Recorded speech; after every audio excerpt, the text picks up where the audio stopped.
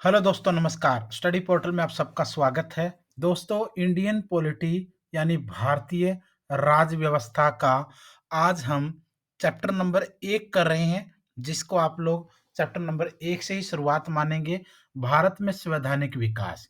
इस सीरीज में हम लोग जो इंडियन पॉलिटी के वन लाइनर क्वेश्चंस हैं, वन लाइनर जो क्वेश्चंस हैं उनको डिस्कस करेंगे। हर चैप्टर के वन लाइन क्वेश्चन हम इसमें डिस्कस करेंगे। पूरी इंडियन पॉलिटी की पीडीएफ चाहिए तो वीडियो के डिस्क्रिप्शन से डाउनलोड कर लीजिए। और ऑल ओवर इंडिया में हम लोग स्टडी मटेरियल भेजते हैं कोरियर से, जिसको 8447410108 इस नंबर पर कॉल या व्हाट्सएप पर बात करके ऑर्डर कर सकते हैं।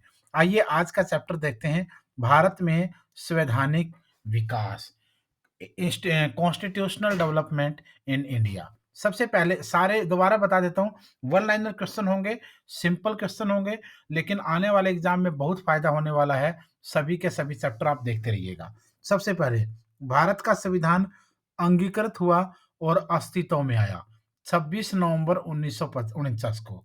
भारत का संविधान अंगीकृत हुआ, अस्तित्व में आया, ये आपकी टाइमिंग यहाँ रहेगी 26 नवंबर 1949 की।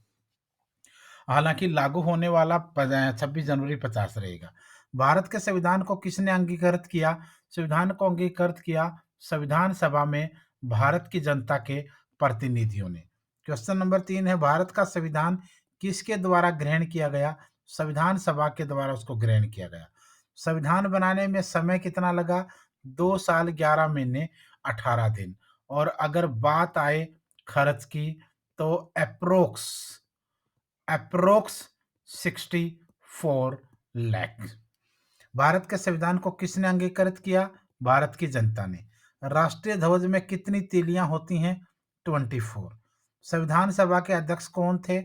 डॉक्टर राजेंद्र प्रसाद, राजेंद्र बाबू।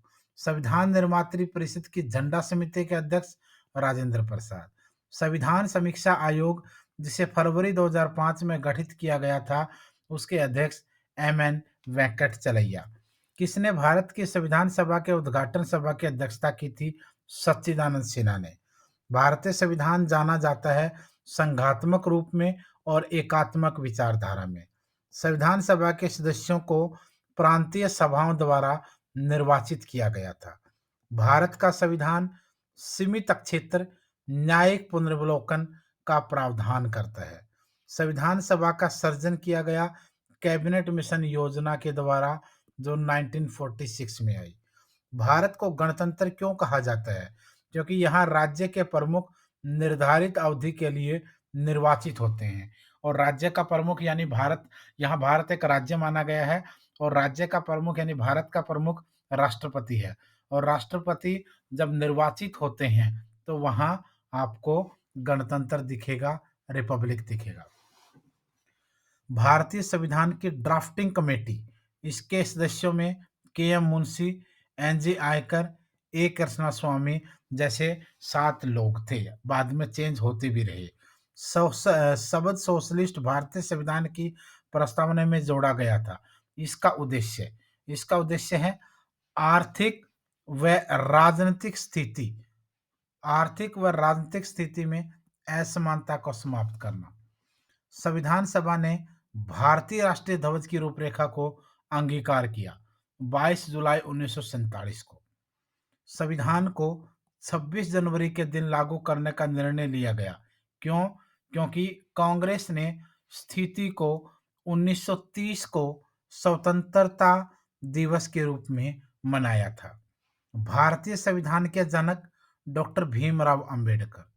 संविधान सभा का पहला अधिवेशन हुआ नई दिल्ली के अंदर। संविधान सभा किस वर्ष गठित की गई थी? 1946 के अंदर। अगर पहली मीटिंग और आगे बात करेंगे तो पहली मीटिंग आपकी 9 दिसंबर, और दूसरी मीटिंग आपकी 11 दिसंबर, और तीसरी मीटिंग आपकी 13 दिसंबर। संविधान ने हमारे देश को नामित किया इंडिया अर्थात भारत के रूप में। भारत को यूनियन ऑफ स्टेट्स, राज्यों का संघ कहा है। भारत का संविधान देश को किसके रूप में व्यक्त करता है? राज्य के एक संघ के रूप में, यानी यूनियन ऑफ स्टेट्स, राज्यों का संघ। राष्ट्रीय झंडा की अभिकल्पना को भारत की संविधान सभा में ग्रहण किया गया 22 जुलाई 1947 को, जो कि 15 अगस्त को पहली बार फहराया गया था। संविधान सभा का पहला अधिवेशन हुआ नई दिल्ली में, पहले भी आ चुका है। भारत के संविधान का विचार सर्वप्रथम किसके द्वारा किया गया था? एम एन रॉय के द्वारा। संविधान के प्रारूप समिति के अध्यक्ष कौन थे? भीमराव अंबेडकर। संविधान की प्रकृति क्या है? प्रकृति में संविधान संघीय किंतु भावना में एकात्मक। प्रकृति में संघात्मक है और भावना में एकात्मक है।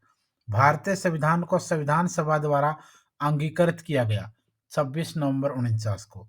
संविधान को अपनाया गया संविधान सभा द्वारा। आजादी के बाद भाषा के आधार पर भारत के राज्यों का पुनर्गठन किस वर्ष में हुआ? 1956 के अंदर। तो ये आपका चैप्टर नंबर 1 था, जिसमें काफ़ी सारे वन लाइनर थे। पूरी इंडियन पॉलिटी के हम वन लाइनर कवर कर रहे हैं। आप सारे के सारे देखिएगा, कुछ आप अपनी तरफ से क्वेश्चन प्रिपेयर करेंगे, तो इंडियन पॉलिटी को हम लोग वन लाइनर के थ्रू कवर करेंगे। धन्यवाद।